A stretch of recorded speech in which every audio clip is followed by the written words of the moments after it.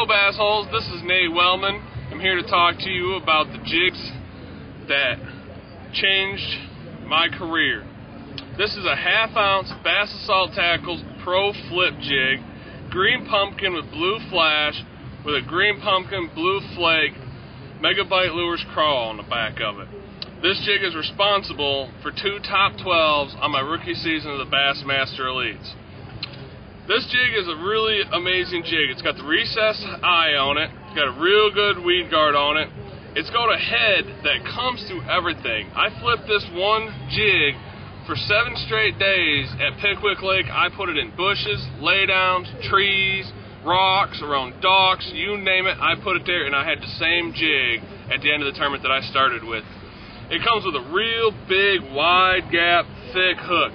Now, don't mistake, just because it's a big hook, you think you're going to get bad hook penetration. This thing is sharp. I mean, scary. Don't touch it. It might hurt you. I like to flip this jig on an iRod, Fred's Magic Stick. It's a 7-foot, 5-inch heavy action rod, and it just seems to be the perfect setup. I mean, you can throw a Carolina rig on it, football jig, frogs, toads, swim baits, but I really like it for this jig. I do it for many other things. I use my line size depending on water clarity and the structure I'm fishing. Pickwick, I was using 20-pound test McCoy fluorocarbon. At West Point, on my 5th place finish, I was using 15-pound test McCoy fluorocarbon. And right here at Lake Murray, I've been using 15-pound test also. The water here is a lot cleaner, and a lot of these fish are hanging around docks here, so it's not thick structure like I was in at Pickwick fishing standing timber and bushes and things along those lines. So this jig here is really unique in its color. To me, it looks a lot like a bluegill. When I flip it in, I don't just let it fall straight to the bottom like most people do with a jig and shake it a little bit. I flip it in and I actually I hold my line semi-tight and let it swim and pendulum fall down to the bottom, just kind of like a bluegill kind of going down to go eat something. I'll pick it up off the bottom and I'll let it pendulum fall again down the brake lines and things along those lines. I'll let it shake a little bit on bottom, but it seems like they really like to eat it on its swimming motion.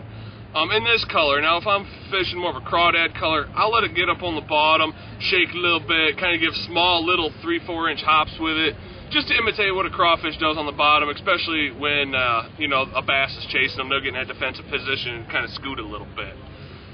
But that's what I do with it. It's a real good jig. It's a pig sticker. It gets them in the boat.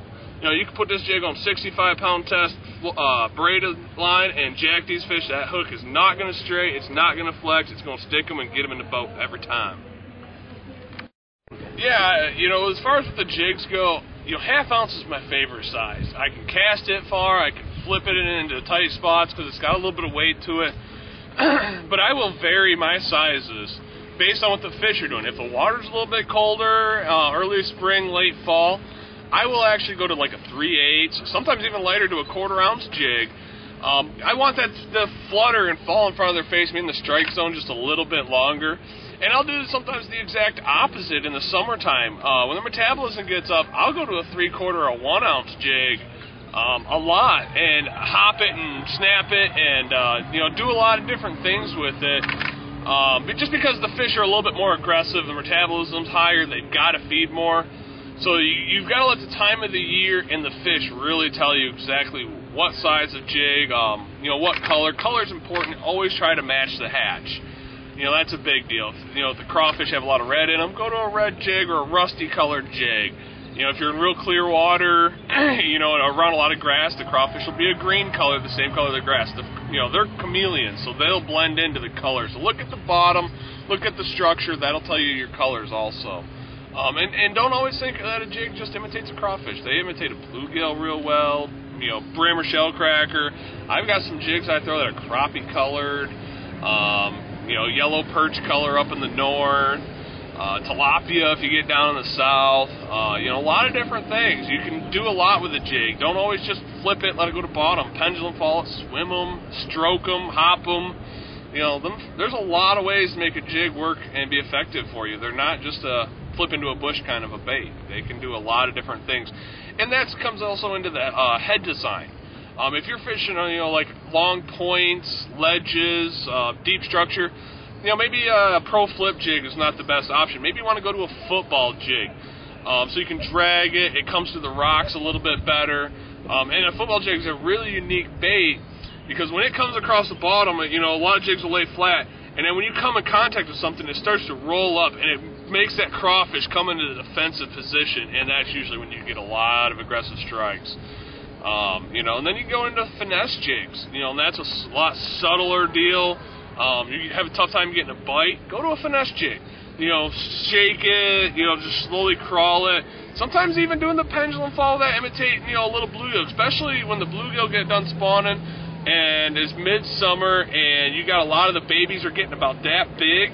A half-ounce jig is, that big is not matching the hatch. You want a little finesse jig like that and then kind of swim it or let it do that pendulum fall, and that'll create a lot of aggressive strikes on a jig also. The key to stroking a jig really is you're trying to move it straight up and straight down and not pull it a lot. So you let your line lay on the water, and usually I use two hands. I put one hand on the butt and I go, and it's kind of hard. I gotta make a longer cast, but you can hear that line go. That jig is going. It's just popping up, and it reaction strike, just like that. And all of a sudden you'll pop it up and it'll just go poof. That line will just jump and you just hit them with everything you got. And it's a really cool thing. That's a big deal, like on the Tennessee River, Gunnersville, Kentucky Lake, Wheeler. That'll be a big thing for me at Wheeler. It's a good way to activate a school of fish because they may not want to bite it, but if you know right where there's a group of fish sitting and you stroke that jig through there, it'll, you pop a jig right in front of one's face, it's a natural reaction for them to just grab that sucker real quick. And once you get one on, that'll fire up the school and you can get them every cast. It's a really cool deal. So I guess that's my little secrets with my jig. I hope not too many people watch this, so, I got to have a few secrets left, but...